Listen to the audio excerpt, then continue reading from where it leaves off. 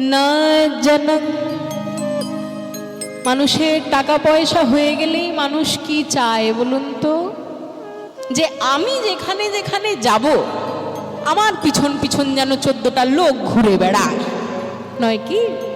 ধন সম্পত্তির পরেই মানুষ যশ চায়। তাই মহাপ্রভু দ্বিতীয়তেই বলে দিলেন যে আমার ধন সম্পত্তিও লাগবে না এবং আমার জনমানবের ভিড়ও লাগবে না। না জানাং, আমার জনমানবেরও দরকার নাই। আর তৃতীয়তে কি? মানুষের যখনই একবার ভক্তদের একটা ফ্যান ফলোয়িং তৈরি হয়ে যাবে, তখন মানুষ কি চাইবে?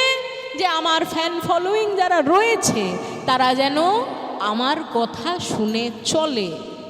মানুষকে নিজের কথা শোনাতে হলে কথা ভালোভাবে বলার প্রয়োজন হয়তো। আর কথা ভালোভাবে তারাই বলতে পারে যারা লেখাপড়ার মধ্যে থাকে, যারা পড়াশোনা করে তাদের কথা বলা দেখবেন তারা কথা বললেই তো বোঝা যায়। তাই মহাপ্রভু আমার তৃতীয়তে বললেন মানুষের যশ চলে আসার পরেই মানুষ ভালো কথা বলার চেষ্টা করে। তাই আমার তৃতীয়তে না সুন্দরীং কবিতা। সুন্দরীং কবিতাং মানে সুন্দর কাব্য শক্তি আমার প্রয়োজন নেই। এবার এই যে সুন্দরীং কবিতাং, মায়েরা মন দিয়ে শুনুন, এই যে সুন্দরীং কবিতাং জায়গাটা রয়েছে না শ্লোকে, এই শ্লোকটা তো দুটো লাইনে লেখা হবে। ধরুন উপরে লেখা হয় না ধনং না জনং না সুন্দরীং, আর পরের লাইন থেকে শুরু হয় কবিতাং বা জগদীশ কাময়ে। তাহলে যখন একজন মানুষ প্রথমবার শ্লোকটা পড়ে তার চোখ গিয়ে কোথায় পড়বে? প্রথম লাইনে। আর প্রথম লাইনে লেখা হচ্ছে না ধনং না জনং না সুন্দরীং, কবিতাংটা পরের লাইনে লেখা হচ্ছে। তাই মানুষের পড়ে কি মনে হয় জানেন? মানুষের পড়ে মনে হয় যে মহাপ্রভু বললেন আমার ধন সম্পত্তি চাই না, আমার মানুষজন চাই না, এবং আমার সুন্দরী স্ত্রীও চাই না। পড়লে তো মানুষ সুন্দরীং কথাটা আগে পড়বে। তাই মানুষ ভেবে বসে যে সুন্দরীং মানে মহাপ্রভু হয়তো সুন্দরী স্ত্রীর কথা বলছেন, কিন্তু এখানে তিনি তা কথা বলছেন না, কারণ তিনি সন্ন্যাসী মানুষ। সুতরাং এমনি তার সেই দিকে হৃদয় পৌঁছাবে না। তাই বললেন সুন্দরীং কবিতা, মানে আমার সুন্দর কাব্য প্রতিভা, সুন্দর কবিতা লেখার প্রতিভা, সেটারও প্রয়োজন নেই। তাহলে তিনটে জিনিস মহাপ্রভুর কি কি চাই না সেগুলো আমাদের জানা হয়ে গেল।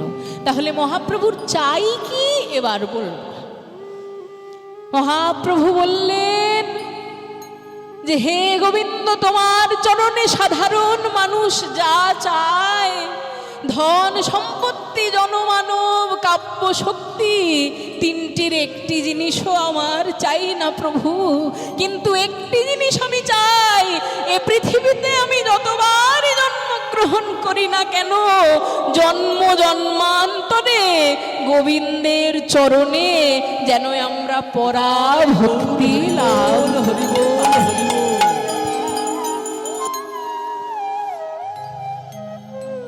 তাই মহাপ্রভু আমার বললেন ধন জন নাহি মাগু কবিতা সুন্দরী, কিন্তু শুদ্ধ ভক্তি দেহ মোরে কৃষ্ণ কৃপা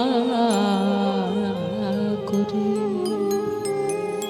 তাই আজ আমরা যখন সেই মহাপ্রভুর কীর্তন শুনতে এসেছি, আমাদের হৃদয় থেকে যেন গোবিন্দের চরণে একটাই প্রার্থনা যায় যে হে গোবিন্দ, পৃথিবীর সমস্ত মানুষ সমস্ত কিছু পেয়ে যাক কেন, আমার ওই সবে লোভ নেই, কিন্তু একটাই লোভ আমার থাকবে, জন্ম জন্মান্তরে তার চরণে যেন আমরা পড়ে থাকতে পারি। তাই আজ মহাপ্রভু আমার সুরধ্বনিতে রে আরে কিবা আজ সুরধ্বনিতে রে তিরুমাহবিল সমবয় আলোক সঙ্গে ধুনি তীরে তীর মহাবিল সমবয় আলোক সঙ্গে সুরধুনি তীরে তীর মহাবিল সমবয় বালক সঙ্গে। আর মহাপ্রভু সমবয় আলোক সঙ্গে নিজ পার্ষদগণকে সঙ্গে নিয়ে মহাপ্রভু সুরধ্বনির তীরে করতাল তালে ধ্বনিত হরি হরি ধ্বনি করতাল তালে ধ্বনিত হরি হরি আর করতাল তালে ধ্বনিত হরি হরি করতাল তালে ধ্বনিত হরি হরি আর নাচত নটবর ভক্তে সুরধুনি তীরে তীর মহাবিল সমবয় বালক সঙ্গে সুরধুনি তীরে তীর মহাবিল সমবয় বালক সঙ্গে। মহাপ্রভু আমার নৃত্য করছেন এমন সময় মহাপ্রভু ডেকে পাঠালেন নিজ পার্ষদ শ্রীবাস পণ্ডিতকে। শ্রীবাস পণ্ডিতকে ডেকে বললেন, শ্রীবাস, ভক্তগণের চরণ ধুলা যেখানেই পড়ে সেই স্থানেই নতুন বৃন্দাবন স্থাপিত হয়ে যায়। শ্রীবাস, তোমার এই শ্রীবাস অঙ্গন প্রত্যেক দিন নতুন নতুন ভক্ত এসে আমাদের সঙ্গে নাম সংকীর্তনে মেতে যায় শ্রীবাস। তাই তোমার এই শ্রীবাস অঙ্গন বৃন্দাবনের সমানই হয়ে উঠেছে। ওই দেখো আজকেও দুজন নতুন ভক্ত আমাকে দেখার জন্য এবং গোবিন্দের নাম করার জন্য এসেছেন। ওই দুই ভক্ত দূর থেকে মহাপ্রভুর দিকে দেখে, আর মহাপ্রভুর দিকে দেখে দুই ভক্ত, যেই দুই ভক্তের মধ্যে দুজনই হলেন একে অপরের ভাই। দুই ভাইয়ের মধ্যে যে ছোট ভাই তার নাম হলো শ্রী নরহরি সরকার, আর যে বড় ভাই তার নাম হলো শ্রী মুকুন্দ সরকার।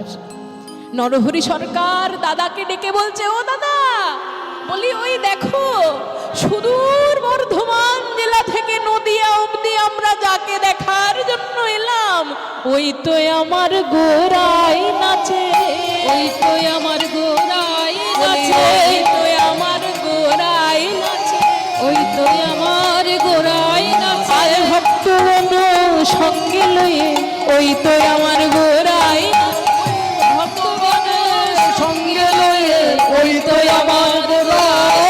দাঁড়া দাঁড়া দাঁড়া দাঁড়া দাঁড়া, কি বললি? তুই দেখছিস মহাপ্রভুকে, কিন্তু আমি কি দেখছিস জানিস? ওই তো গোরাই নাচে, ওই তো গোরাই নাচে, ওই তো গোরাই নাচে, ওই তো গোরাই নাচে। দুটো কথার মধ্যে তফাৎ কি থাকলো? নরহরি সরকার বলছেন যে ওই তো আমার গোরাই নাচে, আর মুকুন্দ সরকার বললেন ওই তো গোরাই নাচে। তাহলে কথা দুটোর মধ্যে তফাৎ থাকলো কোথায়? নরহরি সরকার বলছেন যে আরে বাবা দাদা, আমি এক্ষুনি বললাম ওই তো আমার গোরাই নাচে, তখন তুমি বললেন না আমি ভুল দেখছি, আর এখন তুমি নিজেই বলছো ওই তো গোরাই নাচে। আরে বাবা, আমি আমার শব্দটা বললাম, তুমি আমার শব্দটা বললে না, এতটুকুই তো পার্থক্য। তাহলে তুমি আলাদা আর কি দেখতে পেলে আমায় বলো। তখন মুকুন্দ সরকার বলছে, ভাই গো নরহরি, আমি যে কি কথা বললাম সেটা বুঝি তুমি মন দিয়ে শোনো নাই। আমি আবার বলি, তুমি দেখলে গোরাইকে নাচতে, কিন্তু আমি যে দেখছি ওই তো গো রাই নাচে, রাই নাচে, ওই তো গো রাই নাচে, ওই তো গো রাই নাচে, অন্তরেতে শ্যাম নাচে, ওই তো গো রাই, অন্তরেতে শ্যাম নাচে, ওই তো গো রাই নাচে, অন্তরেতে শ্যাম নাচে, ওই তো আমার গোরাই নাচে, অন্তরেতে শ্যাম নাচে, ওই তো গো রাই নাচে, আমার অন্তরেতে শ্যাম নাচে, আর তার বাইরে আমার রাই নাচে, রাই নাচে, শ্যাম নাচে, বাইরে আমার রাই নাচে, অন্তরেতে শ্যাম নাচে, বাইরে আমার রাই নাচে, ওই তো গো রাই নাচে, সুরধুনী তীরে তীর মহাবিলসয় সমবয় বালক সঙ্গে, সুরধুনী তীরে তীর মহাবিলসয় সমবয় বালক সঙ্গে। তাই দুই ভাই আমার মহাপ্রভুর দিকে তাকিয়ে থাকে। মহাপ্রভুর কি আর জানতে বাকি আছে যে তার কাছে কারা কারা এসেছে? তাই মহাপ্রভু আমার শ্রীবাস পণ্ডিতকে ডেকে বললেন, শ্রীবাস, যাও ওদের গিয়ে বলে দাও, ওই দুই ভাইয়ের মধ্যে যার নাম নরহরি সরকার, সে চাইলে আমার সঙ্গে আসতে, সে চাইলে আমার সঙ্গে থেকে ভগবানের নাম নিতে পারে এবং সন্ন্যাস নিতে পারে। কিন্তু ওই দুই ভাইয়ের মধ্যে যার নাম মুকুন্দ সরকার, তাকে গিয়ে তুমি বলে দাও, 100 জন্ম তপস্যা করলেও মুকুন্দ সরকার আমার কৃপা পাবে না। শ্রীবাস পণ্ডিত বললেন, এ কি বললেন আপনি গৌরহরি?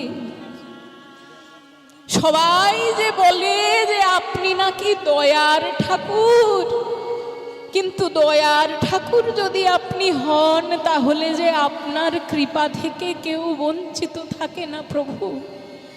তাহলে মুকুন্দ সরকারকে আপনি কেন এমন কথা বললেন? মহাপ্রভু বললেন, শ্রীবাস,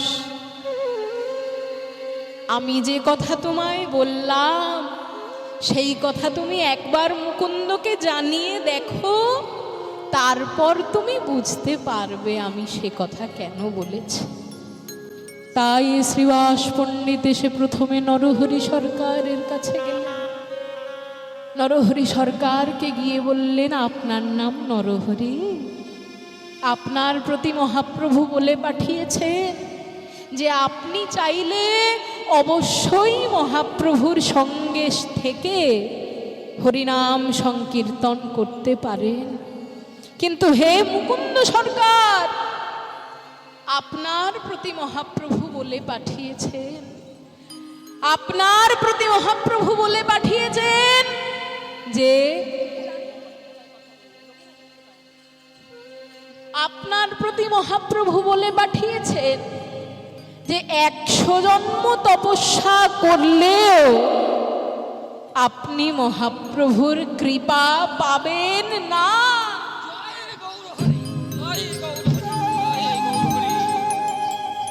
কি বলি, হ্যাঁ গো, আপনি পাগল টাগল হয়ে গেছেন নাকি? কিংবা শুনতে পাইনি? ও শুনতে পাননি?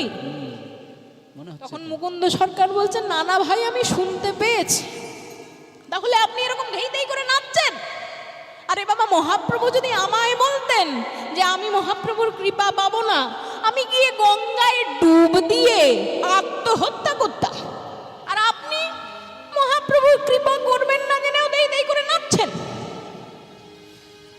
তখন মুকুন্দ সরকার বলছেন, হে শ্রীবাস পণ্ডিত, আপনি পণ্ডিত মানুষ, তাই আপনার কাছে জিনিস তো খুলে বলতে হবে না, কিন্তু নিশ্চয়ই আপনার হয়তো হঠাৎ করে মহাপ্রভুর কথা শুনে একটু চমক লেগে গেছে, তাই আসল কথাটি হয়তো আপনি বুঝতে পারেননি, আমি বুঝিয়ে বলছি।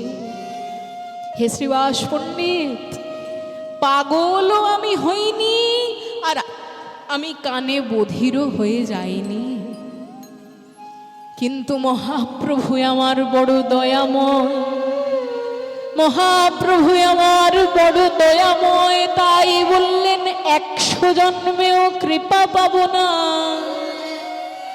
কিন্তু মহাপ্রভু তো এ কথা বলেননি যে আমি কোনো জন্মেই মহাপ্রভুর কৃপা পাবো না। আমার 100 জন্ম না হয়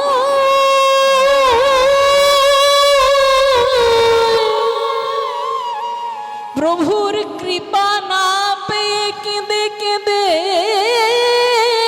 যাবে, কিন্তু হে শ্রীবাস পণ্ডিত, আমি 101 জন্মে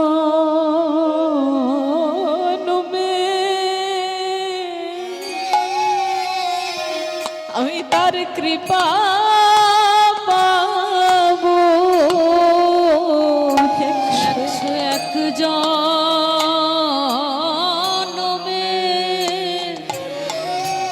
আমি তার কৃপা পাবো। প্রভু 101 জন্মে আমি তার কৃপা পাবো। 101 জন্মে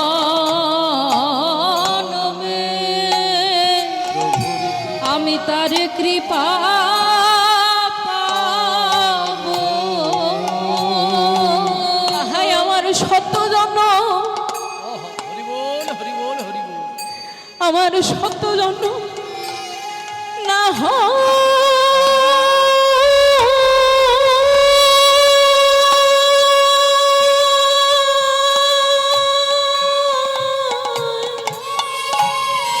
হয় কেঁদে কেঁদে যাবে 101 জন্মে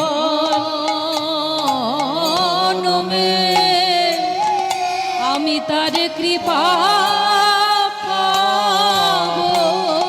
আমার 100 জন্ম না, আমার 100 জন্ম না হয়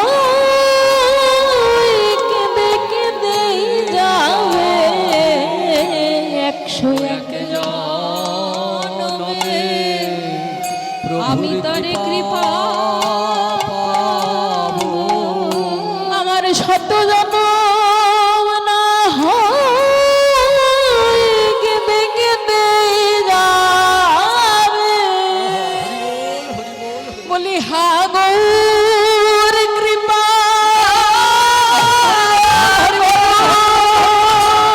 বলে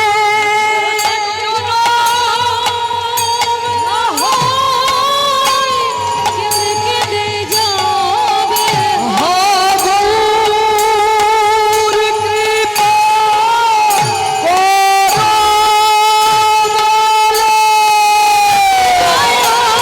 হরে হরে কেঁদে কেঁদে গৌর কৃপা করো বলে, কেঁদে গৌর কৃপা করো বলে 101 জন্মে তার কৃপা পাবো।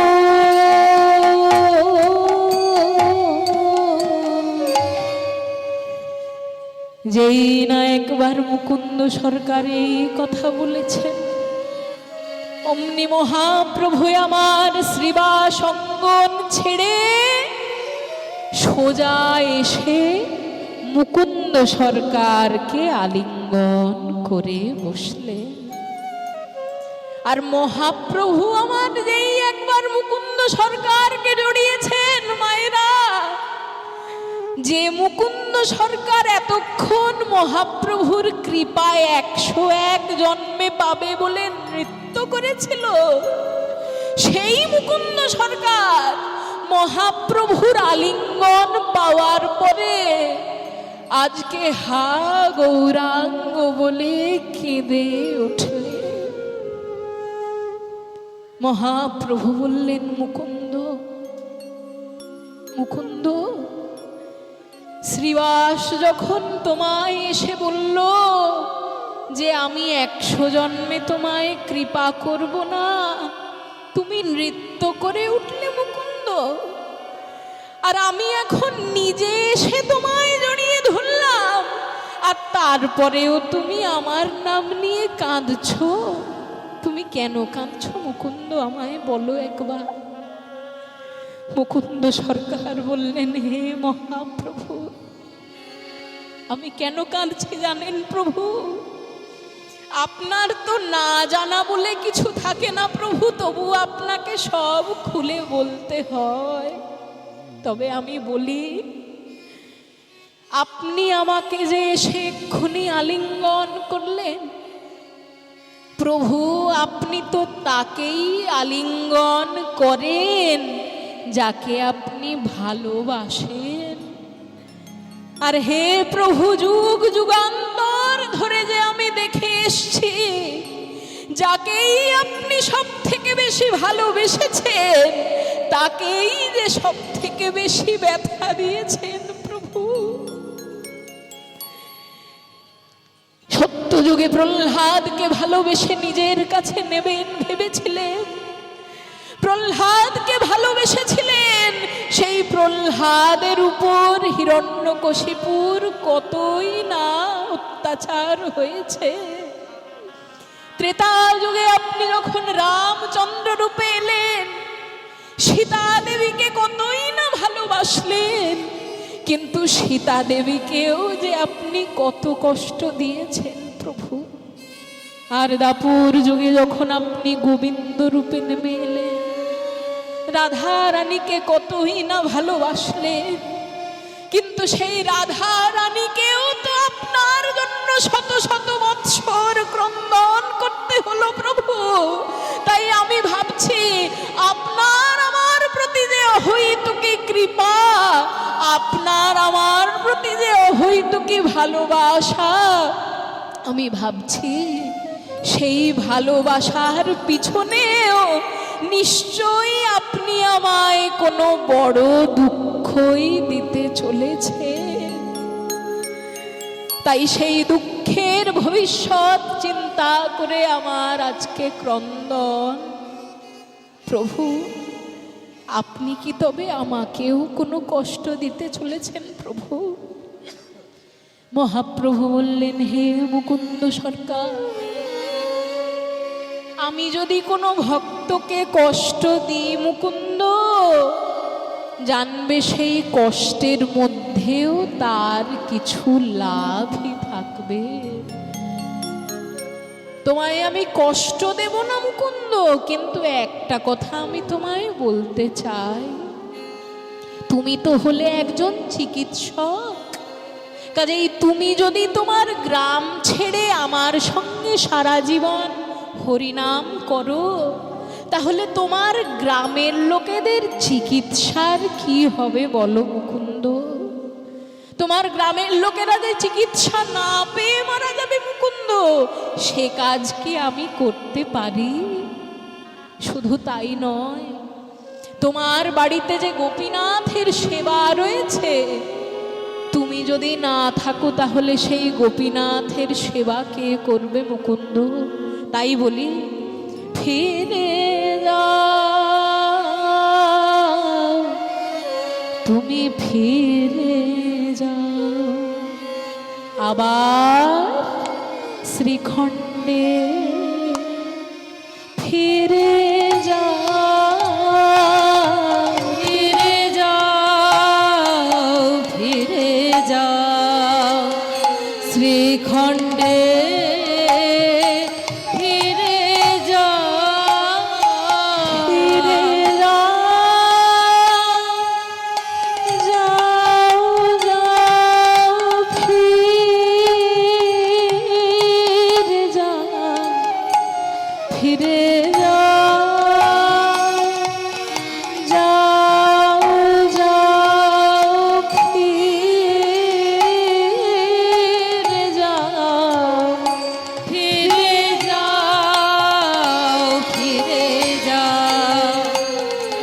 শ্রীখণ্ডে ফিরে যাও, ফিরে যাও, ফিরে যাও, শ্রীখণ্ডে ফিরে যাও।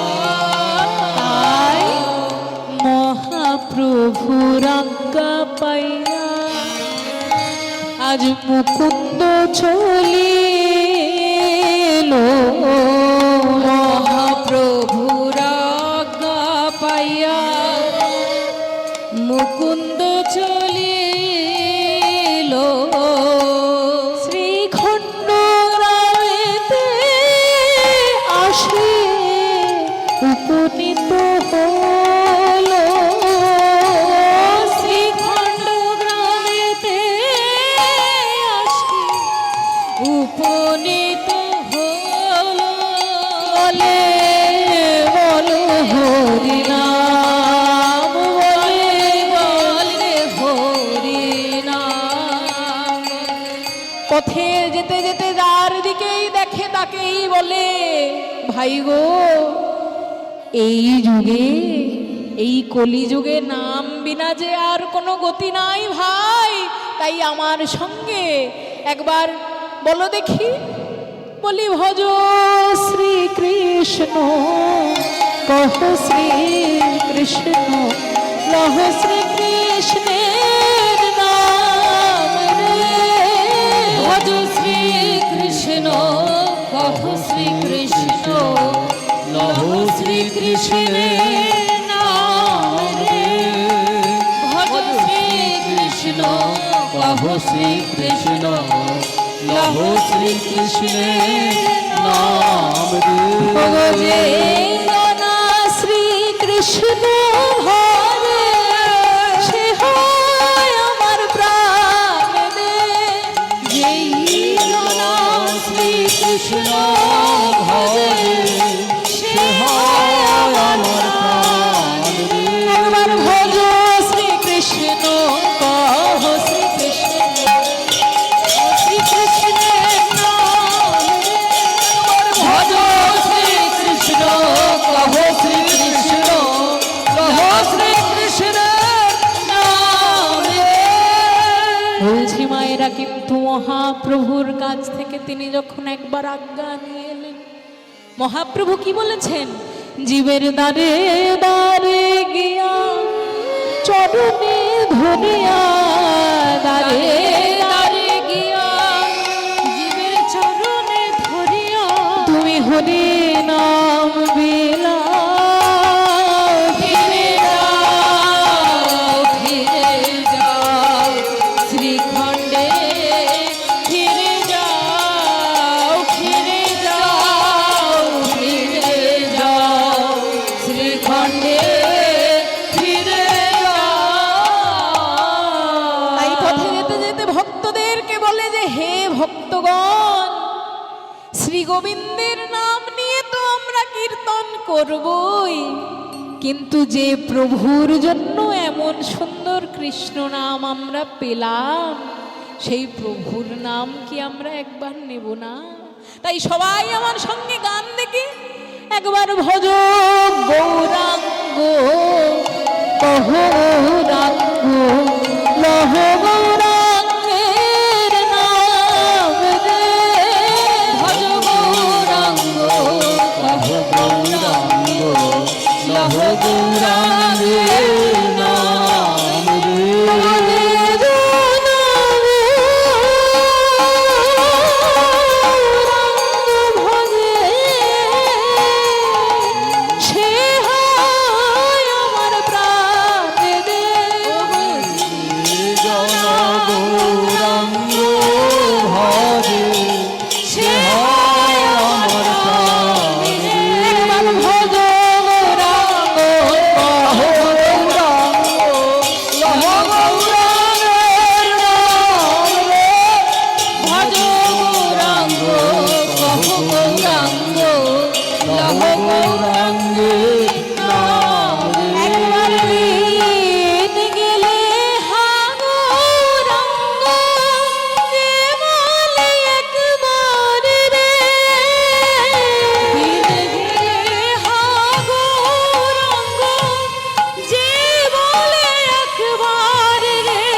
সে মন আমার হয় আর আমি হই তার রে। ওগো সেই গণায়ার হরি হইতারে। এবার ভজ গৌরাঙ্গ কহ গৌরাঙ্গ কহ গৌরাঙ্গের নাম রে।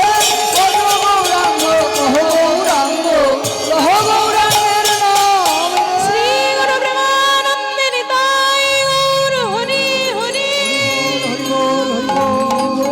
হরি বল হরি বল। তাই পথে যেতে যেতে যাকেই দেখে তাকেই হরিনাম বিলায় এবং গিয়ে তিনি পৌঁছান শ্রীখণ্ড গ্রামেতে। শ্রীখণ্ড গ্রামে একদিকে শুরু করলেন জীবের সেবা আর একদিকে শুরু করলেন গোপীনাথের সেবা। প্রত্যেক দিন মুকুন্দ সরকার মানুষের চিকিৎসা করার আগে সকালবেলা উঠে আগে গোপীনাথের পুজোটা তাড়াতাড়ি সেরে নেন, তারপর সারাদিন ধরে সাধারণ মানুষের তিনি চিকিৎসা করেন। তাই পরের দিন সকালবেলা উঠে শ্রীখণ্ড গ্রামে পৌঁছানোর পরে যেই একবার গোপীনাথের পূজা করার জন্য তিনি গেছেন, গোপীনাথের দিকে তাকিয়ে বলছেন, হে প্রভু তুমি তো সবই জানো। আমি গেছিলাম মহাপ্রভুর সঙ্গে তোমার নাম করব বলে, কিন্তু মহাপ্রভু যে আমায় ফিরিয়ে দিলেন। আমি ভেবেছিলাম, আমার মনে বড় ইচ্ছা ছিল প্রভু যে তোমার জন্য আমি একটা সুন্দরভাবে মন্দির বানিয়ে দেব। মনে বড় ইচ্ছা ছিল যে একটা সোনার মন্দির তোমায় বানিয়ে দেব। মনে ইচ্ছা ছিল যে একটা দামি পাথরের মন্দির তোমায় বানিয়ে দেব।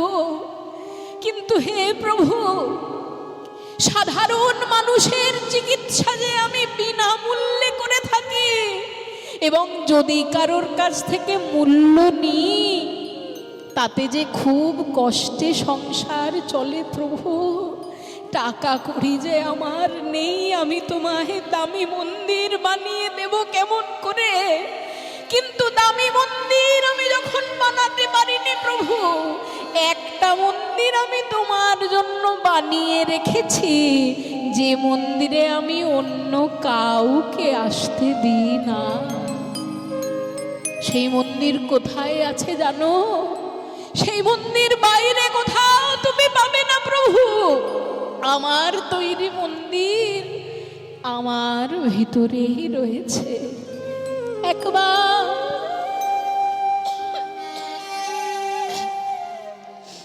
আমার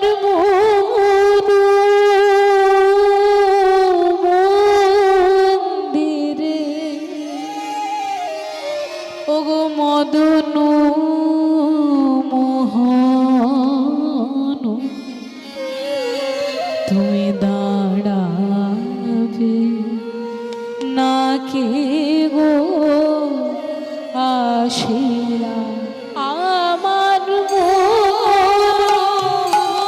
মন্দিরে মদন মোহন দাঁড়াবে নাকি দাঁড়াবে না কে গো আসিয়া আমার মন্দিরে মদন মোহন দাঁড়াবে নাকি গো আসিয়া।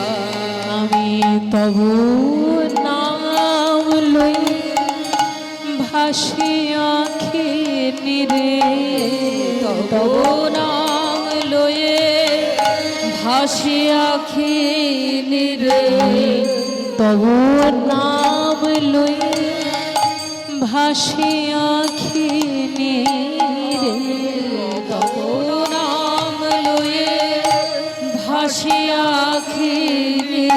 আমি কাঁদি তব নাম লয়ে আমি কাঁদি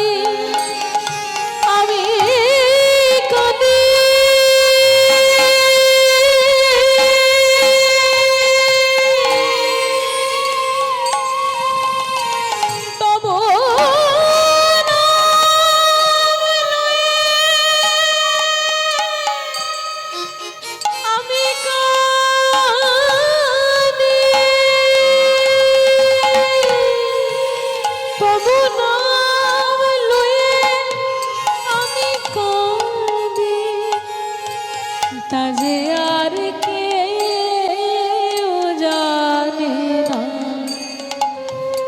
ওগো প্রভু শুধুই আমি জানি, আর তুমি জানো। হে প্রভু আমি কাঁদি নিরুজনে বসিয়া, আর মন মন্দিরে মদন মোহন হারাবে নাকি গো আসিয়া। আমার আমার আমার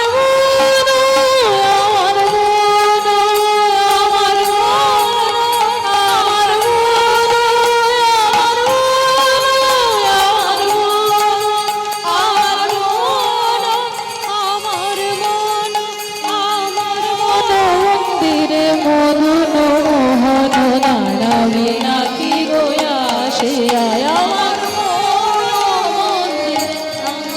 মোহন দাঁড়াবে নাকি গো আসিয়া। গোপীনাথের পূজা শেষ করে মুকুন্দ সরকার বাইরে এসে দাঁড়ালেন। বাইরে এসে দাঁড়িয়ে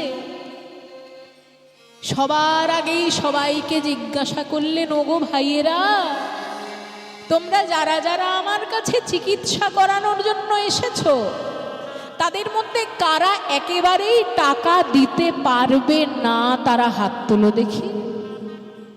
এবার শুনুন, যদি আপনাদের সামনে এসে কেউ বলে যে আপনাদের মধ্যে কারা কারা ভিআইপি টিকিট কেনার মতন টাকা রাখেন, তারা হাত তুলুন। আর কারা কারা ভিআইপি টিকিট কাটার মতন টাকা রাখেন না, তারা হাত তুলুন। তখন আপনাদের মনের ভিতর কি আসবে? যে যারা ভিআইপি টিকিট কাটতে পারবে তারা আগে ভগবানকে দেখে চলে আসতে পারবে, তাই তো? যাদের কাছে টাকা আছে তারাই মন্দিরে আজকাল আগে যেতে পারে। কাজেই যারা যারা ভাবলো যে না বাবা আমাকে তাড়াতাড়ি চিকিৎসা করিয়ে চলে যেতে হবে, ও টাকা না হয় একটু খরচা হবে হোক, তাই জন্য সবাই কেউ কেউ হাত চাইলেও তুলল না।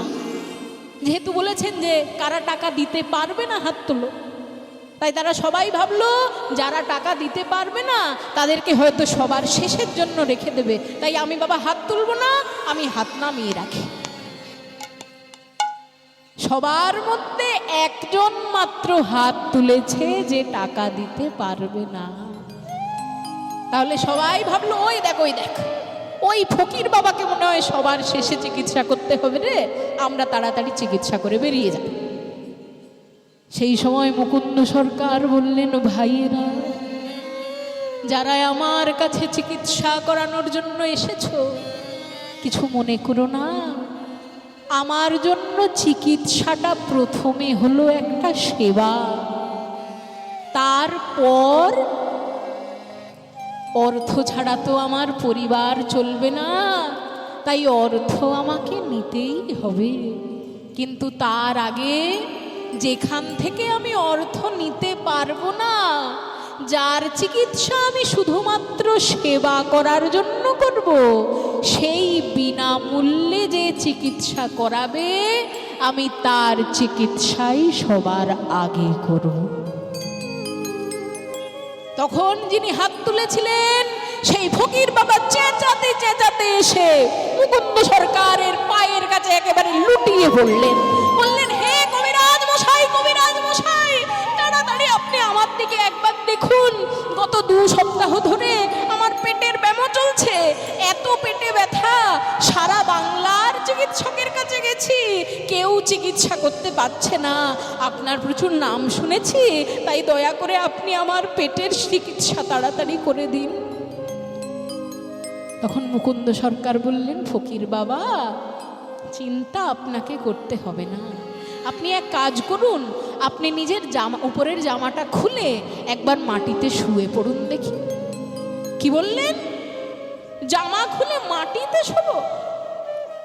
মুকুন্দ সরকার বললেন, হ্যাঁ জামাটা খুলুন, মাটিতে শুয়ে যান, তাহলে তো আমি আপনাকে কবিরাজি ওষুধটা ভালোভাবে দিতে পারবো। তাই সেই ফকির বাবা উপরের ফতুয়াটা খুলে মাটিতে শুয়ে পড়লেন।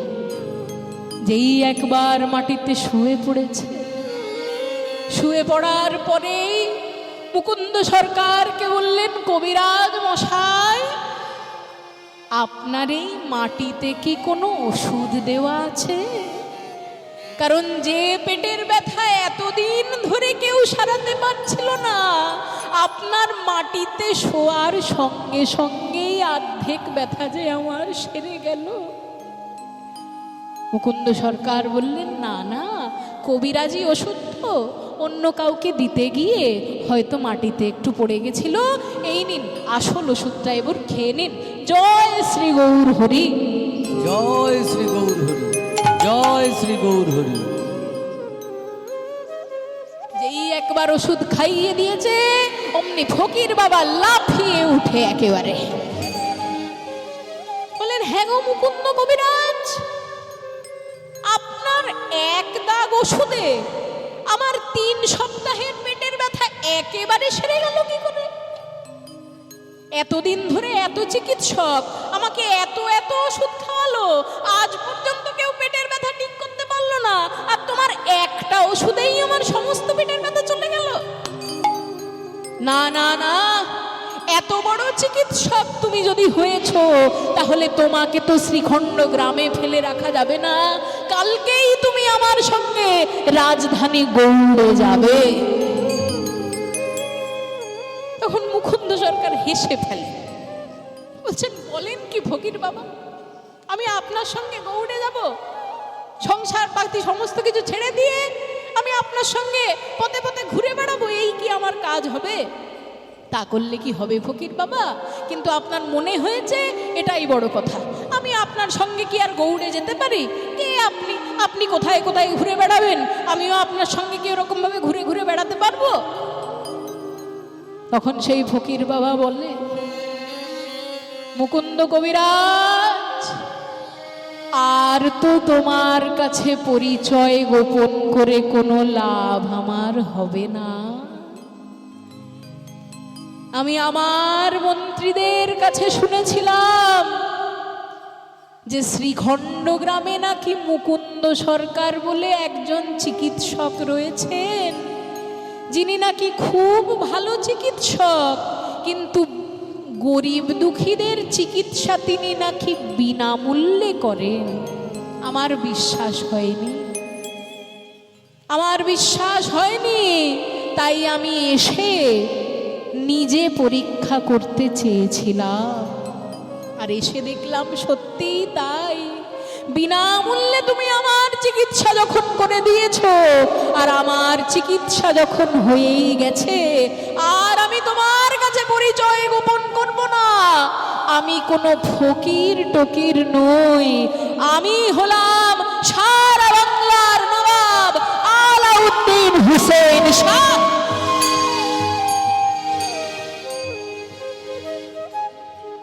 নবাব, আপনি আমার বাড়ির বাইরে এসেছিলেন নবাব? হ্যাঁ কবিরাজ, আমার প্রজার মধ্যে যে তোমার মতন ভালো মানুষ আজ অবধি আছে, সে কথা আমার দেখা হয়ে গেল কবিরাজ। তাই আমি তোমায় আর এই শ্রীখণ্ডে থাকতে দেব না, তোমায় আমার সঙ্গে রাজধানী গৌড়েই যেতে হবে। সেই বলে নবাব চলে গেলেন। কোনো সাধারণ গ্রামের চিকিৎসককে যদি এখন নবান্ন থেকে একটা ফোন করা হয় আর বলা হয় যে আপনার নাম শুনেছেন আমাদের মুখ্যমন্ত্রী, তাই আপনার কাছে চিকিৎসা মুখ্যমন্ত্রী করাতে চান, আপনি নিজের গ্রামের কাজটা ছেড়ে এবার নবান্নই এসে থাকবেন, তাহলে চিকিৎসক কি ভাববে? যে এই গ্রামের মধ্যে অর্ধেক লোক আমি চিকিৎসা করলে আমাকে টাকা দেয় না, আর আমি সবার বাড়িতে বাড়িতে গিয়ে চিকিৎসা করি বলে কেউ আমার সম্মানও করে না। কিন্তু যদি এখন আমি নবান্নে চলে যাই, তাহলে আমি টাকা কড়িও যেমন পাবো, আমি সম্মানও তেমন পাবো। তাই আমি রাজার কাছেই চলে যাই। কিন্তু মুকুন্দ সরকার কিন্তু সেই কথা ভাবলেন না। রাত্রিবেলা যখন বাড়ির সবাই ঘুমিয়ে পড়েছে, ঘুমিয়ে পড়ার পর মুকুন্দ সরকারের দুটি চোখে ছলো ছলো জল। মুকুন্দ সরকার ধ্যান করতে করতে মহাপ্রভুকে বললেন যে প্রভু, তুমি যে আমায় শ্রীখণ্ড গ্রামে পাঠালে সাধারণ মানুষের চিকিৎসা করতে, এমন রাজার চাকরি করার জন্য তো তুমি আমায় পাঠাওনি প্রভু। রাজার চাকরি করার জন্য তো আমি শ্রীখণ্ডে আসিনি, তাহলে আমি এখন কি করব প্রভু? কালকে যে নবাব আমাকে নিয়ে আসার জন্য আসবে, আমি তখন কি তাকে উত্তর দেব? তাই স্বপ্নের মধ্যে মহাপ্রভু আদেশ করে দিলেন। মুকুন্দ সরকারকে বললেন, মুকুন্দ,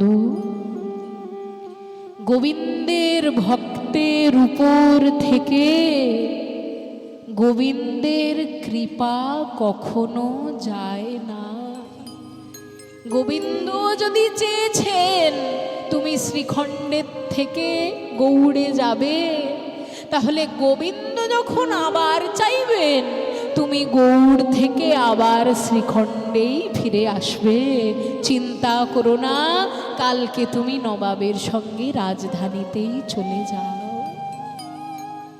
তাই সকালবেলা উঠে নবাব যখন দরজার সামনে এসে মুকুন্দকে নিয়ে যাবেন বলে দাঁড়িয়েছে, তখন মুকুন্দ সরকার বললেন, নবাব, আমি আপনার সঙ্গে রাজধানীতে যেতে প্রস্তুত, কিন্তু আমার দুটো শর্ত আছে। দুটো শর্ত কি জানেন? প্রথম শর্ত হলো এই যে আমি কিন্তু আপনার সঙ্গে আপনার রাজপ্রাসাদে থাকতে পারবো না। সাধারণ মানুষের সাথে থেকেছি তো আমি, রাজপ্রাসাদে আমি থাকতে পারবো না। তাই আপনাকে কিন্তু আমাকে একটা মাটির কুটির তৈরি করে দিতে হবে। সেই মাটির কুটিরে আমি প্রত্যেক দিন গোপীনাথের পূজা করতে চাই। নবাব বললেন, তাই হবে কবিরাজ, আর কি চাও বলো? আর আমি আপনার সঙ্গে রাজধানীতে যাচ্ছি, তার মানে কিন্তু আপনি এই ভাববেন না যে আমি শুধু আপনারই চিকিৎসা করব। আপনার গৌড়ে সাধারণ দিন দুঃখী মানুষ যারা চিকিৎসা বাকিদের কাছে করাতে পারে না, আমি কিন্তু তাদেরও চিকিৎসা করব নবাব। নবাব বললেন, তাই হবে কবিরাজ, চলো তুমি আমার সঙ্গে গৌড়ে। তাই রাজধানীতে গিয়ে কুটিরের মধ্যে গোপীনাথের সেবা শুরু করলেন, এবং গোপীনাথের সেবা করতে করতে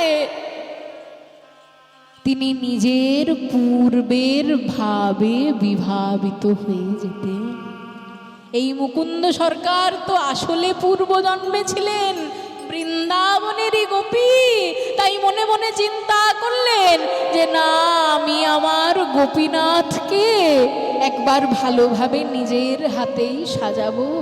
তাই গোপীনাথকে সাজাতে সাজাতে গোপীভাবে গোপীনাথের দিকে তাকিয়ে গোপীনাথের গান গাইছেন।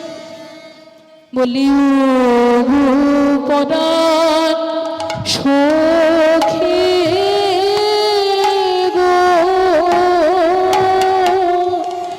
আমার কানু, আমার আমার আমার কানু সে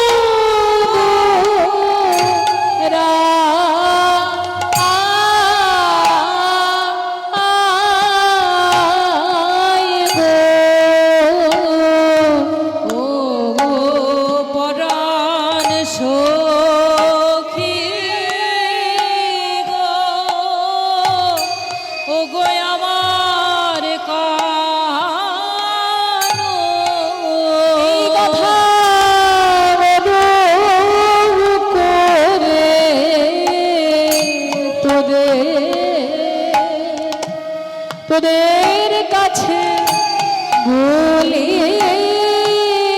গো, ওগো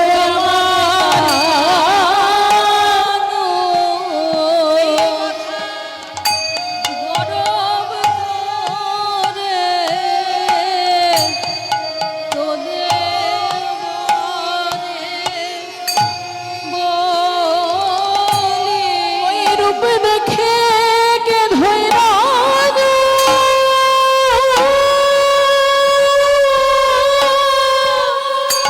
কে ধইরা গো ধরে এমন কুলবতী কে বা, ও কে বা আছে রূপ দেখে ধইরা গো ধরে এমন কুলবতী, ও কে বা আছে রূপ দেখে ধইরা গো ধরে বৃন্দাবনে কে বা, ও কে বা আছে রূপ দেখে ধরে বৃন্দাবনে কে বা, ও কে বা আছে রূপ দেখে ধইরা গো ধরে বৃন্দাবনে কে বা, ও কে বা আছে রূপ দেখে ধইরা গো ধরে গো,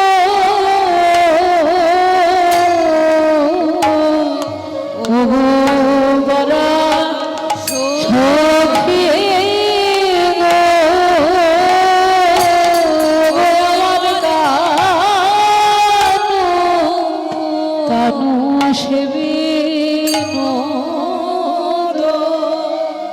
বলি সখী আমার কানু সে বিনোদ রায় গো, কানু সে বিনোদ রায় গো, বলি কানু সে বিনোদ রায় গো, কানু সে বিনোদ রায় গো।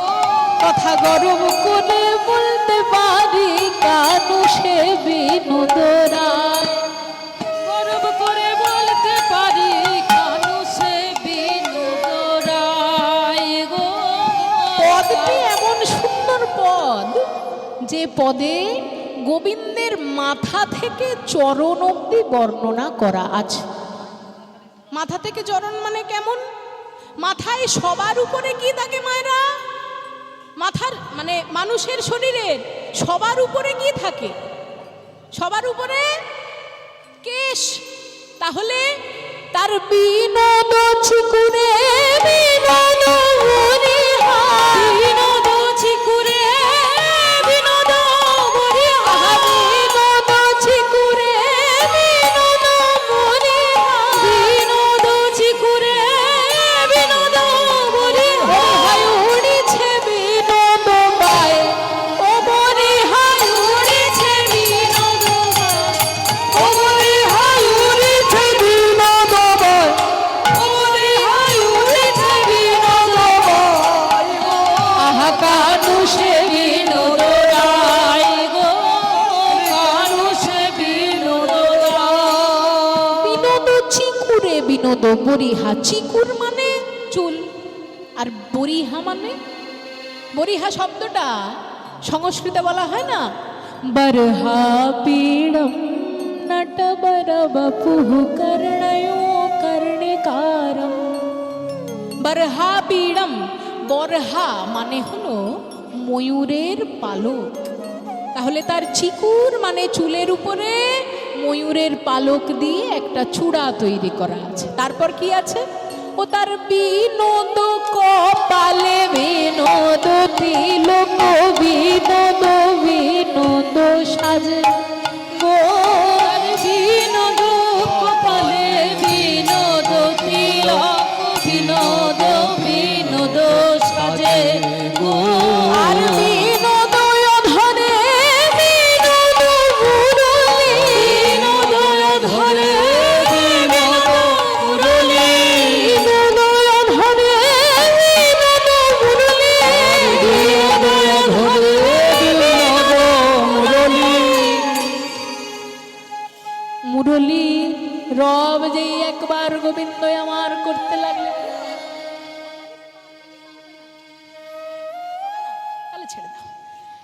তাহলে বংশীধ্বনি যখন গোবিন্দই আমার করলেন, অধরের পরে কি আসে? গলা। গলায় কি আছে? আহা তার বিনোদ গলায় বিনোদ মালা, বিনোদ বিনোদ তোলে গো, বিনোদ গলায় বিনোদ মালায়, বিনোদ বিনোদ তোলে গো। আর কোন বিনোদিনী বিনোদ মাধুরী রেখেছে বিনোদ ফুলে গো, কোন বিনোদিনী বিনোদ মাধুরী রেখেছে ফুলে গো। না দোলাতে মালায় আপনি দোলে, না দোলাতে মালায় আপনি দোলে। মালার গুণে গোবিন্দের গলায় যে মালাটা রয়েছে, সেই মালা গোবিন্দ নিজে না দুললেও মালা দুলছে। তাহলে মালার গুণে নাকি গলার গুণে? পদকর্তা বলছেন মালাটি যে দুলছে তাতে মালার গুণও নয়, গলার গুণও নয়। যে অনুরাগিনী নিজের হৃদয়ের সমস্ত অনুরাগ উজাড় করে দিয়ে গোবিন্দের জন্য মালাটি গেঁথেছে, সেই অনুরাগিনীর অনুরাগের গুণেই মালা দুলছে, নানা মালার গুণে, নানা গলার গুণে নয়। ও যে অনুরাগিনীর অনুরাগের গুণে, মালার গুণে নাকি গলার অনুরাগের গুণে, মালার গুণে নাকি গলার গুণে, না দোলাতে মালায় আপনি দোলে, বিনোদ গলায় বিনোদ মালা, বিনোদ বিনোদ ফুলে গো, বিনোদ বিনোদিনী বিনোদ গাঁথুনি গেঁথেছে বিনোদ ফুলে গো, বিনোদিনী বিনোদ গাঁথুনি গেঁথেছে বিনোদ ফুলে গো, গেঁথেছে বিনোদ ফুলে গো। আচ্ছা, গলার পরে কি আসে মায়েরা? কোমর। তাহলে কোমরে কি আছে? তার বিনোদ কোটিতে বিনোদ ধটিতে বিনোদ বিনোদ সাজে গো, বিনোদ কোটিতে বিনোদ ধটিতে বিনোদ বিনোদ সাজে গো। আর বিনোদ চরণে বিনোদ নুপুর, বিনোদ চরণে বিনোদ নুপুর, বিনোদ বিনোদ বাজে অনুপুর, বিনোদ বিনোদ বাজে অনুপুর, বিনোদ বিনোদ বাজে অনুপুর, বিনোদ বিনোদ বাজে গো, আহা বিনোদ বিনোদ বাজে গো। এতক্ষণ মুকুন্দ সরকারের চোখ ছিল গোপীনাথের দিকে। এবার একটু মন দিয়ে শুনবেন ঘটনাটা কি ঘটল। মুকুন্দ সরকারের চোখ এতক্ষণ ছিল গোপীনাথের দিকে, আর গোপীনাথের কোথায়? গোপীনাথের চূড়ার দিকে। আর গোপীনাথের চূড়ায় কি থাকে মায়েরা? ময়ূরের পালক, তাই না? গোপীনাথের চূড়ায় থাকে ময়ূরের পালক। এতক্ষণ তার মন ছিল গোপীনাথের ময়ূরের পালকের দিকে। আর এই সময় ঘটল এক ঘটনা। ঘটনা ঘটল এই যে সেই দিকে নবাবের হঠাৎ ইচ্ছা হলো যে শুনেছি মুকুন্দ সরকার নাকি কৃষ্ণের পূজা খুব ভালো করতে পারে। এবার কৃষ্ণ পূজা কেমন ভাবে করে সেসব তো আমি কখনো দেখিনি, তাহলে আজকে একবার গিয়ে দেখি কৃষ্ণের পূজা মুকুন্দ কেমন ভাবে করে। তাই নবাব মুকুন্দের কুটিরের দরজার সামনে এসে দাঁড়ালেন। আর মুকুন্দের কুটিরের দরজার সামনে গিয়ে দেখেন মুকুন্দ তখনও গান গেয়ে চলেছেন। আসলে মুকুন্দ সরকার তো পূর্বের ভাবে বিভাবিত, তাই পৃথিবীর কোনো কথা আর তার মনে নেই। তিনি তখনও গোপীনাথের চূড়ার দিকে তাকিয়ে গান গাইছেন। কহে যদুনাথ বিনোদ নাগর বিনোদ কদম্ব তলে গো, কহে যদুনাথ বিনোদ বিনোদ কদম্ব তলে গো। আর কত বিনোদিনী বিনোদে হেরিয়া, বিনোদিনী বিনোদে হেরিয়া, আর কত বিনোদিনী বিনোদে হেরিয়া, কত বিনোদিনী বিনোদে তাদের কলসি ভাসাইল জলে, ওগো তাদের কলসি ভাসাইল জলে, ওগো তাদের কলসি ভাসাইল জলে, ওগো তাদের কলসি ভাসাইল জলে, কলসি ভাসাইল জলে। গোবিন্দকে দেখে ব্রজগোপীরা যে কলসি ভাসিয়ে দিয়েছিল, সে কিসের কলসি গো মায়েরা? মাটির কলসি না পিতলের কলসি না সোনার কলসি? বলে কোনোটাই যে নয়। আহা ভাসালো জলে, ভাসালো জলে, তারা ভাসালো জলে, তারা ভাসালো জলে, তাদের কুল কলসি তারা ভাসালো জলে, তাদের কুল কলসি তারা ভাসালো জলে। কুলে গোবিন্দ মেলে না বলে ভাসালো জলে, নানা কুলে গোবিন্দ মেলে না বলে ভাসালো জলে, নানা কুলে গোবিন্দ মেলে না বলে, জাতি কুলে গোবিন্দ মেলে না বলে, বলি একবার আকুল প্রাণে নাতা দিলে কুলে গোবিন্দ মেলে না বলে, আকুল প্রাণে নাতা কুলে গোবিন্দ মেলে না বলে, আকুল প্রাণে নাতা কুলে গোবিন্দ মেলে না বলে, ভাসালো জলে কলসি ভাসাইল জলে গো, কলসি ভাসাইল জলে। এতক্ষণ মুকুন্দ সরকারের চোখ দিল গোপীনাথের সেই চূড়ার ময়ূরের পালকের দিকে, আর পিছন দিকে নবাব এসে যখন দাঁড়িয়েছেন, নবাবের দুদিকে একজন দাস এবং একজন দাসী হাতে দুটো পাখা নিয়ে দাঁড়িয়েছিল। নবাবকে হাওয়া দেবে বলে দুটো পাখা হাতে রেখেছে, আর সেই পাখাগুলিও ময়ূরের পালক দিয়েই তৈরি।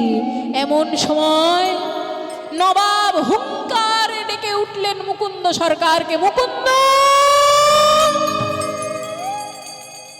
আর মুকুন্দ সরকার, যার এতক্ষণ ভাব ছিল গোপী ভাব, হঠাৎ করে মুকুন্দ নাম শুনে যেই একবার গোপীনাথের চূড়ার থেকে পিছন দিকে ঘুরতে যাবেন, নবাবের মুখের দিকে না তাকিয়ে ওই পাখার ময়ূরের পালকের দিকে তাকিয়ে যে কটি ময়ূরের পালক, সেই কটি গোবিন্দ মদন দর্শন করে সহ্য করতে না পেরে আছাড় খেয়ে পড়লেন। হে কৃষ্ণ করুণা সিন্ধু দীনবন্ধু জগৎপতে গোপীশ গোপিকা কান্ত রাধা কান্ত নমস্তুতে। কৃষ্ণ কৃষ্ণ কৃষ্ণ কৃষ্ণ।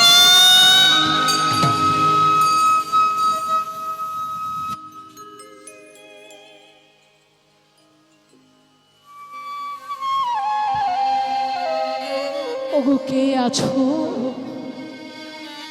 আমার মুকুন্দের মুখে একটু জলের ছিটে দাও। আমার মুকুন্দ যে অজ্ঞান হয়ে পড়ে গেছে, কেউ একবার একটু জলের ছিটে দাও। মুকুন্দ সরকারের মুখে জলের ছিটে দেওয়ায় তিনি আবার চৈতন্য ফিরে পেলেন। নবাব বললেন, মুকুন্দ, তুমি হঠাৎ অচৈতন্য কেন হয়ে গেলে আমায় একবার বলবে মুকুন্দ? মুকুন্দ সরকার মনে মনে ভাবলেন, না না, নবাবকে আমি সত্য কথা কোনো মতেই বলতে পারবো না। কারণ আমি যদি নবাবকে বলি যে আপনার পাখার ময়ূরের পালকে আমি গোবিন্দের বদন দেখেছি, তাহলে নবাব আমার ভক্তি নিয়ে ঠাট্টা করতে পারেন। তাই আমি কথাটা একটু ঘুরিয়ে বলি। আসলে নবাব জানেন তো, সবার চিকিৎসা করতে করতে নিজের দিকে মন দেওয়ার সময়ই হয় না আমার বোধহয় একটু মৃগী রোগ হয়েছে। মুকুন্দ, তুমি জানো না, আমার সামনে যদি কেউ মিথ্যা কথা বলে তবে আমি তার জিহ্বা ছেদন করি। কিন্তু একদিন তুমি আমায় প্রাণে বাঁচিয়েছিলে, তাই সেই শাস্তি আমি তোমায় দিতে পারি না মুকুন্দ। তুমি মিথ্যা কথা বলছো নবাব। হ্যাঁ হ্যাঁ, তুমি মিথ্যা কথাই বলছো মুকুন্দ। কারণ তুমি হতে পারো বড় চিকিৎসক, কিন্তু আমিও তো এই প্রদেশের রাজা। প্রজাদেরকে দেখতে দেখতে আমারও অনেকটা চিকিৎসা জানা হয়ে গেছে মুকুন্দ। মৃগী রোগী প্রজা আমি অনেক দেখেছি, কিন্তু তোমার যদি মৃগী রোগী হবে, তাহলে তুমি যখন অজ্ঞান হলে তোমার দুই চোখে জল এলো কেন মুকুন্দ? তোমার যদি মৃগী রোগী হবে, তাহলে তুমি যখন অজ্ঞান হলে তোমার মুখে কৃষ্ণ কৃষ্ণ নাম এলো কেন মুকুন্দ? এ তো মৃগী রোগের লক্ষণ হতে পারে না। মুকুন্দ সরকার বললেন, নবাব, আমি বড় ভুল করেছি নবাব। নবাব বললেন, না মুকুন্দ, ভুল তুমি করনি, ভুল করেছি আমি। কারণ তোমার মতন এত বড় একজন উপরওয়ালার বান্দাকে আমি নিজের কেনা চাকর বলে মনে করেছি মুকুন্দ। এতে যে উপরওয়ালা আমাকে ক্ষমা করবে না মুকুন্দ। তাই তুমি আর এখানে থেকো না।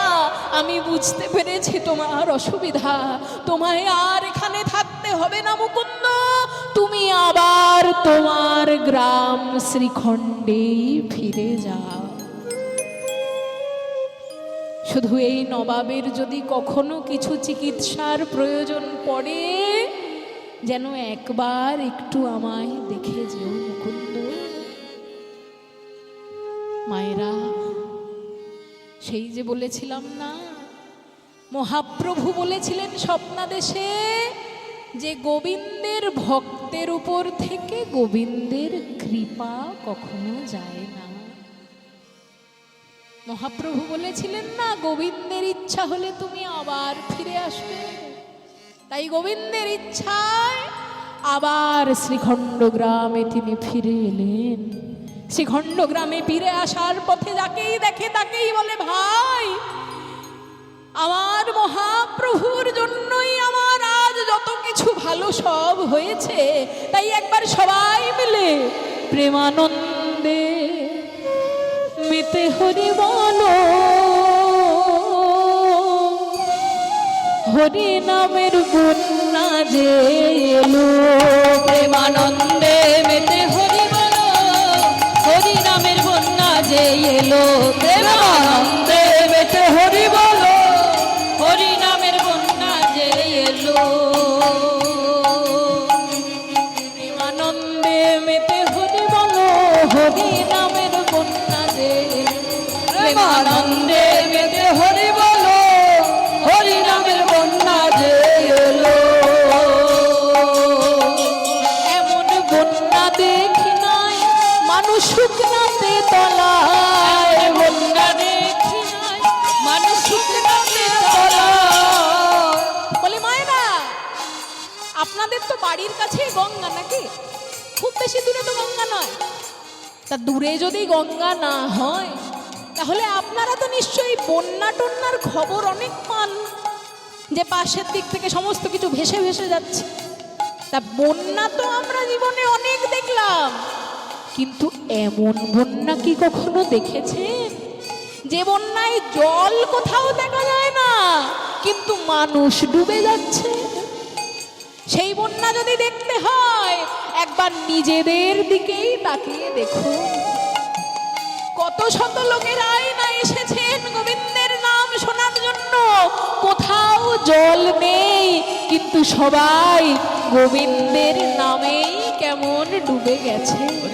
এমন বন্যা দেখি নাই মানুষ শুকনাতে তলা, এমন বন্যা দেখি নাই মানুষ শুকনাতে তলা। ডুবলো নদের, আহা ডুবলো নদের পুরুষ নারী জাতের বিচার নাই। এমন বন্যা দেখি নাই মানুষ শুকনাতে তলা। এমন বন্যা দেশের বিচার নাই। ওগো ভাইরা, আমরা যে জাতের বিচার করছি, কিন্তু মহাপ্রভু হরিনামের ভাষায় কাদেরকে কাদের ভাষালেন গো? হরিদাস প্রভু, যার নাম ছিল হারেস, যিনি যবনের মুসলমানের ঘরে জন্মগ্রহণ করলেন, তিনি পর্যন্ত মহাপ্রভুর ভাবে ডুবে গেলেন, আর আমরা জাতের বিচার করে মরছি। দেখো হরিদাস কাজীর ছেলে, সেও বুঝি ডুবে গেল। হরিদাস কাজীর ছেলে, সেও বুঝি ডুবে গেল। হরি বল বলে রে হরিদাস, হরি বল বলে রে হরিদাস। দেখো হরিদাস সে কাজীর ছেলে, সেও বুঝি ডুবে গেল। হরিনামের বন্যা যে এলো, প্রেমানন্দে মেতে হরি বলো। হরিনামের বন্যা যে এলো, প্রেমানন্দে মেতে হরি বলো। হরিনামের বন্যা যে এলো। উনি মায়েরা, বন্যা তো অনেক দেখেছেন। বন্যায় মানুষ ডুবে যায়, বন্যায় গরু ছাগল ডুবে যায়, বন্যায় বাড়ি ঘরদোর ডুবে যায়, কিন্তু এমন বন্যা কি কখনো দেখেছেন যেখানে স্বয়ং ভগবান পর্যন্ত ডুবে যান? স্বয়ং ভগবান ডুবে যান যে বন্যায় মায়েরা। ভগবান মহাপ্রভু নিত্যানন্দ রূপে যখন নেমে এলেন, তারাও তখন এই হরিনামের বন্যায় ভগবান হয়েও মানুষের সঙ্গে ডুবে গেলেন। যাই বলি হারি তার তরঙ্গ ভারী, বন্যার যাই বলি হরি তার তরঙ্গ ভারী। বন্যার যাই বলি হরি তার তরঙ্গ ভারী। দেখো প্রেম তরঙ্গে খেলছেন সাঁতার গোলক বিহারী। বন্যার যাই বলি হরি ও তার তরঙ্গ ভারী। বলি প্রেম তরঙ্গে খেলছে সাঁতার গোলক বিহারী। আমার সঙ্গে প্রভু, সঙ্গে প্রভু নিত্যানন্দ পাথারে সাঁতার দিল। জীবন বলে রে সঙ্গে প্রভু বলে রে, সঙ্গে প্রভু হরি বলে রে। সঙ্গে প্রভু নিত্যানন্দ পাথারে সাঁতার দিল। হরিনামের বন্যা যে এলো, প্রেমানন্দে মেতে হরি। হরিনামের বন্যা যে এলো, প্রেমানন্দে মেতে হরি বলো। হরিনামের বন্যা যে এলো। তা বলি হরিনাম তো আপনারা অনেক শুনেছেন। হ্যাঁ গো, এবার একটা কথা বলি, একটা কথা বলি শুনুন। হরিনাম এই যে গানটি, এই গানটা তো আমরা সবাই শুনে থাকি, কিন্তু এই গানটা কার লেখা আমরা সেটা হয়তো সবাই জানতে পারি না। তাহলে এই গানটা কার লেখা এবার বলি। এই গানের এমন মহিমা, এই গানের এমন মহিমা যে জড় বস্তু পর্যন্ত নামে ডুবে যায়। তার সব থেকে বড় উদাহরণ, এই মাইকটাও কিছুক্ষণ আগে ডুবে গেল। হ্যাঁ গো, অন্য কোনো সময় মাইক পড়লো না, এই সময় ডুবে গেল কেন? কারণ হরিনামে ডোবার জন্য এই মাইকটাও পর্যন্ত তখন থেকে ভাবছিল। সারাদিন ধরে কত কীর্তনীয়রা এই মাইকে গান গাইবেন, তা মাইকের ভিতরে কি আর গৌরাঙ্গের প্রেম আসবে না? তাই সেই মাইক পর্যন্ত ডুবে যাচ্ছে হরিনামের বন্যায়। যাই হোক, সে তো মানুষের ভাবের কথা। যাই হোক, এবার ব্যাপার হলো যে এই এত সুন্দর নাম, সেই নাম লেখা যার, তার নাম হলো স্বর্গীয় শ্রী সন্তোষ কুমার ভট্টাচার্য মহাশয়। এই সন্তোষ কুমার ভট্টাচার্য মহাশয় ছিলেন আমার ঠাকুর দাদা। সেই আমার ঠাকুর দাদার লেখা এমন সুন্দর গান সবার মুখে মুখে ঘুরে বেড়ায়, কিন্তু কেউ জানতেও পারে না তা কার লেখা। তাই একটু পরে যখন আমি ওনার নাম শুনে প্রণাম জানাবো, আমরা সবাই যেন তার চরণে একবার প্রণাম জানাই। তাহলে একবার হরি বলে বলে তোমরা নামো সেই জলে, হরি বল বলে তোমরা নামো সেই জলে, হরি বল বলে তোমরা নামো সেই জলে, একবার হরি বল বলে তোমরা নামো সেই জলে। বলি ডুবলো যে জন, ডুবলো যে জন পেলু রতন সন্তোষ তাই বলে, আহা ডুবলো যে জল পেল রতন সন্তোষ তাই বলে, জন পেল রতন তাই বলে। ডুবলো যে জন পেল রতন সন্তোষ তাই বলে, আবার ডোবার মতো, বাবা বাবা বাবা, ডোবার মতো যে ডুবেছে সেই ডুবে রতন পেল, ডোবার মতো যে ডুবেছে সেই ডুবে রতন পেল, ওই ডোবার মতো হরি বল বলে রে, ওই ডুবার মতো ডোবার মতো যে ডুবেছে সেই ডুবে রতন রতন পেল। বন্যা যে এলো প্রেমানন্দে মেতে হরি বলো, হরি নামের বন্যা যে এলো প্রেমানন্দে মেতে হরি বলো, হরি নামের বন্যা যে এলো। শ্রী গুরু প্রেমানন্দে নিতাই গৌর হরি হরি বল।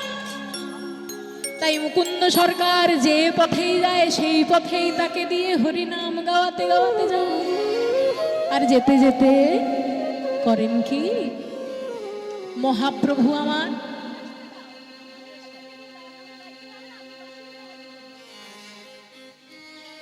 তাহলে এতক্ষণ মুকুন্দ সরকার পথে আসতে আসতে সবাইকে হরিনামের ভাষাতে ভাষাতে এসেছেন, আর বাড়ি ফিরে এসে আবার একদিকে শুরু করলেন জীবের সেবা আর গোপীনাথের সেবা। আর গোপীনাথের সেবা করতে করতে হঠাৎ করে তার কাছে ছুটে এসেছেন তার স্ত্রী। আর এমনি এমনি ছুটে আসেনি, দুটি চোখে জল নিয়ে ছুটে এসে বলছেন, স্বামী গো তাড়াতাড়ি আপনি আমার কাছে আসুন। স্বামী, আপনি জানেন কি হয়েছে? আপনি এতদিন বাইরে ছিলেন তাই আমি আপনাকে বলিনি স্বামী, কিন্তু সকাল থেকে রাত পর্যন্ত আমার সারা গায়ে কেমন যেন জ্বালা যন্ত্রণা হচ্ছে স্বামী, কয়েকদিন ধরে কি হচ্ছে আমি বুঝতে পারছি না, দয়া করে আপনি একটু দেখে বলুন কি হয়েছে। মুকুন্দ সরকার বললেন, দাঁড়াও দাঁড়াও, তোমার নারী স্পন্দন দেখি, এক্ষুনি আমি ঠিক করে দেব। আরে সারা বাংলার লোক আমার কাছে চিকিৎসা করাতে পারে, আর তোমার চিকিৎসা আমি করতে পারবো না? দাও কই নারী স্পন্দন দাও দেখি।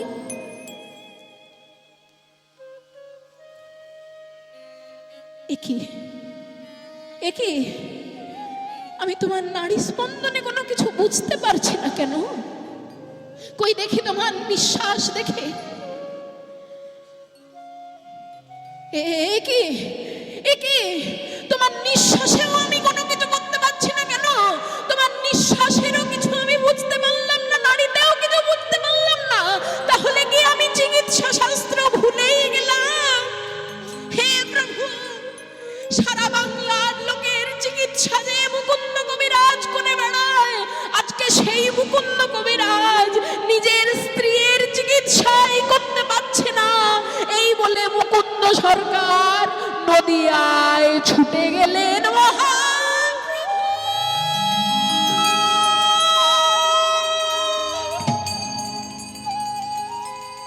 প্রভু তোমার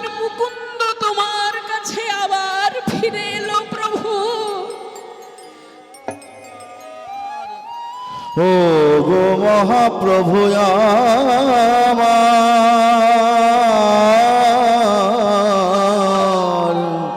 ও গো মহাপ্রভু আমার, দেখা দাও,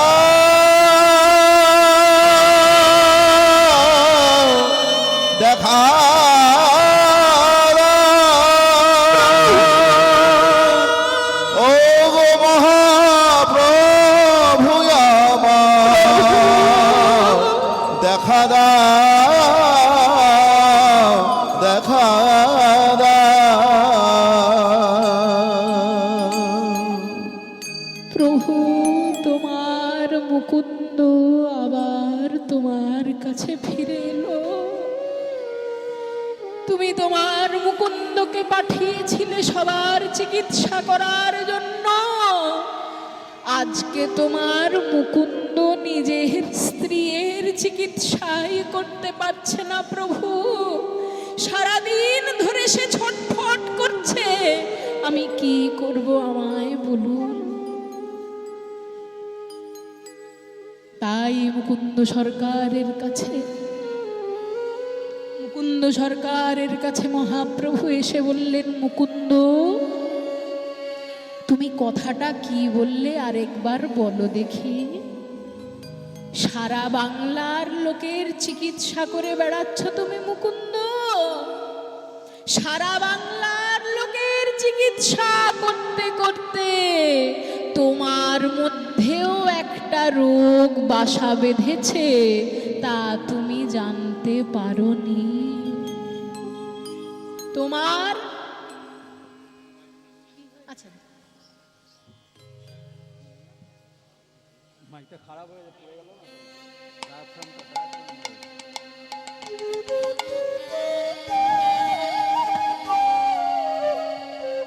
জানি তাই তাই মহাপ্রভু আমার, মহাপ্রভু বললেন,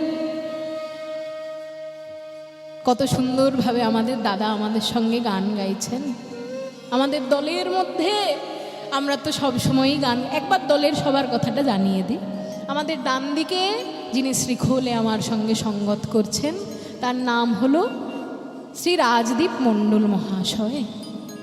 তারপর আমার সঙ্গে সবসময় যিনি দোহারকিতে ডান দিকে করতালে এবং দোহারকিতে থাকেন, তার নাম হলো শ্রী বিশ্বনাথ ঘোষ মহাশয়। আমার পিছনে যিনি সিনথেসাইজারে রয়েছেন, ওনার নাম হলো শ্রী বলরাম পাল মহাশয়। ও পিছনে বংশীধ্বনি যিনি করছেন, তার নাম হলো শ্রী সমীর কর্মকার মহাশয়। বাঁ দিকে যিনি আমার মুখ্য দোহারে রয়েছেন, তার নাম হলো শ্রীমতী রাসমণি ভট্টাচার্য মহাশয়া, তিনি আমার মা হন। এবং তার বাঁ দিকে যিনি শ্রীখোলে সঙ্গত করছেন, তার নাম হলো শ্রী, পুরো নামটা আচ্ছা, দিগম্বর মুখোপাধ্যায় মহাশয়। এবং আজকে বিশেষ আকর্ষণ হলো আমাদের সঙ্গে দোহারকিতে রয়েছেন আপনাদেরই গ্রামের যিনি অনেক বড় কীর্তনিয়া। আমরা যখন কীর্তন শেখা শুরুও করিনি, তখন থেকে এই দাদারা কীর্তন শিখছেন আমার বাবার কাছে। সেই দাদা শ্রী রঞ্জিত বৈদ্য মহাশয়, সেই রঞ্জিত বৈদ্য মহাশয়ও আজকে আমার সঙ্গে দোহারকি করছেন। আমার অত্যন্ত সৌভাগ্যের ব্যাপার। কাজেই সেই এমন সুন্দর মহাপ্রভুর ডাক আপনি যার গলায় শুনলেন, মহাপ্রভুকে যদি কেউ এমনভাবে ডাকতে পারে, মহাপ্রভুর কানে কি আর না পৌঁছায়?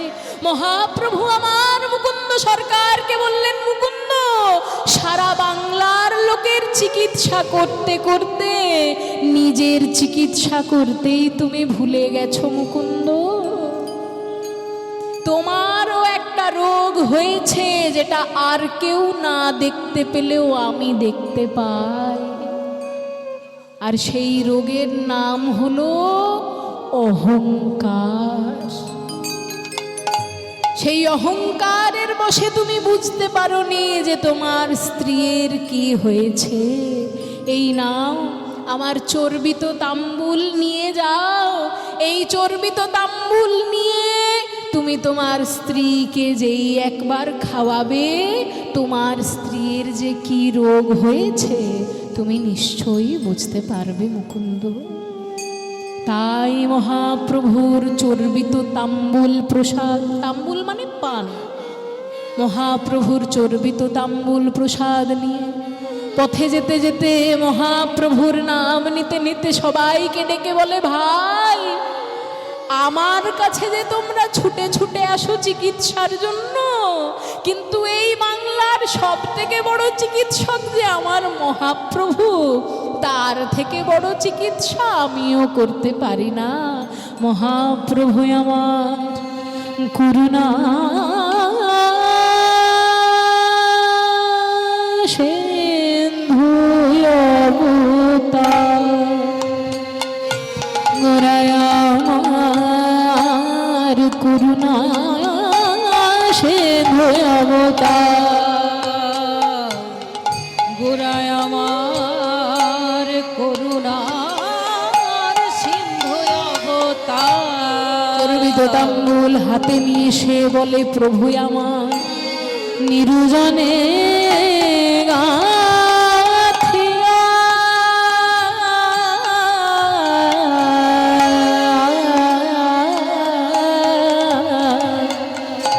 প্রভু নিরুজনে গাথিয়া গাথিয়া নিরজনে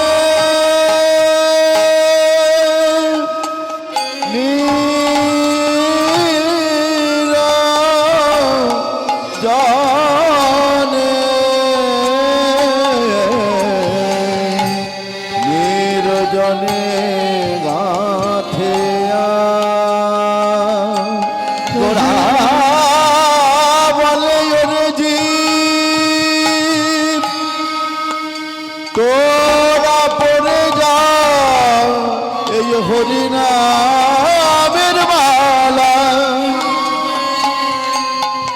এই নামের মালা পড়লে থাকবে না, থাকবে না তোদের ত্রিতাব জ্বালা, তোদের মুখে হবে হরি বলা,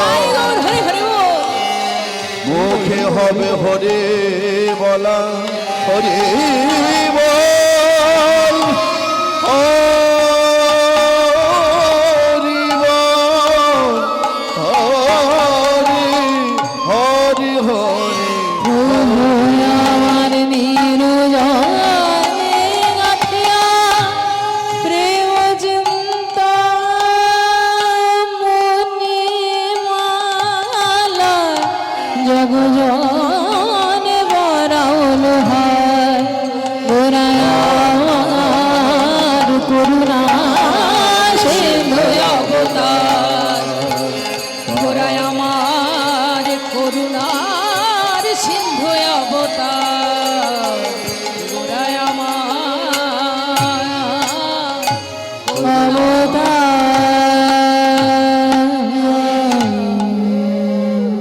তাই সেই পান নিয়ে গিয়ে নিজের স্ত্রীকে যেই একবার খাইয়ে দিলে, এই না তোমার জন্য আমি মহাপ্রভুর প্রসাদ এনেছি, নিতাই গৌর হরি বল।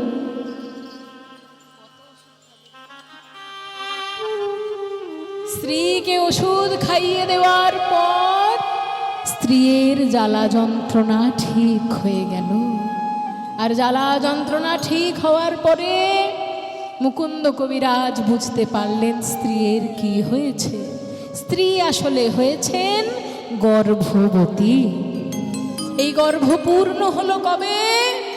সরস্বতী পূজার দিন, যেদিন ছোট ছোট বাচ্চারা মা সরস্বতীর সামনে বসে বসে পুষ্পাঞ্জলি দিচ্ছে, সেই দিন সেই গর্ভ পূরণ হলো।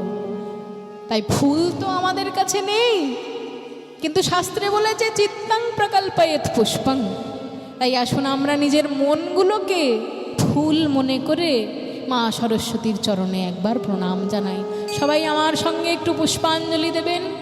সবাই বলুন ভদ্রকাল্যাই নমো নিত্যং নমো নিত্যং সরস্বত্यै সরস্বত্যৈ নমো নমঃ নমো নমঃ বেদ বেদ বেদাঙ্গ বেদাঙ্গ वेदांत वेदान्त विद्या विद्या स्थानेभ्य स्थानेभ्यः एव च एव च एषा एषा सभक्ति चंदन भक्तिचन्दन चित्त पुष्पांजलि पुष्पाञ्जलि सरस्वती चरणे सरस्वती समर्पितमस्तु সবাই বলুন জয় জয় দেবী जय जय देवी চরাচর সারে चराचर सारे কুচযুগ শোভিত जुग शोभित মুক্তাহারে मुक्ताहारे वीणारंजित वीणा रंजित पुस्तक हस्ते पुस्तक हस्ते भगवती भारती भगवती भारती देवी नमस्तुते देवी नमस्ते সবাই একবার শ্রী সরস্বতীর চিন্তা করুন या कुन्देन्दु तुषारहार धवला या शुभ्रवस्त्रावृता या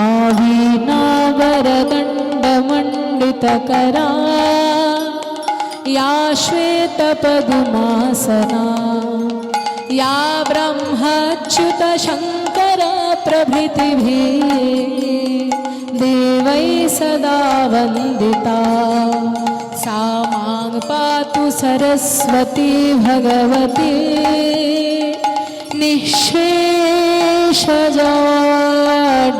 निःশেষজাड्यापहा ছোট ছোট বাচ্চারা যখন সরস্বতী পূজা করার জন্য এসেছে হেন কালে জন্মিলা শ্রী রঘুনন্দন হেন কালে জন্মিলা শ্রী রঘুনন্দন হেন কালে জন্মিলা শ্রী রঘুনন্দন হেন কালে জন্মিলা শ্রী রঘুনন্দন আর মুকুন্দ দাসের তাহাই আনন্দিত মন মুকুন্দ দাসের তাহাই আনন্দিত মন আর আনন্দ ধরে না আনন্দ ধরে না আনন্দ ধরে না আনন্দ ধরে না মুকুন্দ দাসের মনে আনন্দ ধরে না মুকুন্দ দাসের মনে আনন্দ ধরে না পাড়া প্রতিবেশী সব এক জায়গায় চলে